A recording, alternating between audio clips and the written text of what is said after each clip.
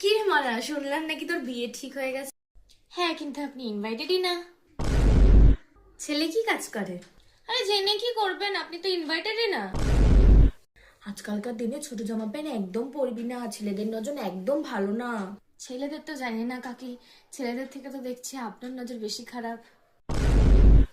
হ্যাঁ দিদি, ঠিকই বলেছেন আপনি। হ্যাঁ। আন্টি, আপনি এখনো যাননি? আরে দেখলাম যে বিকেল হয়ে গেছে, তাই ভাবলাম খেয়ে দিয়ে একেবারে যাই, হয়েই গেছে যখন।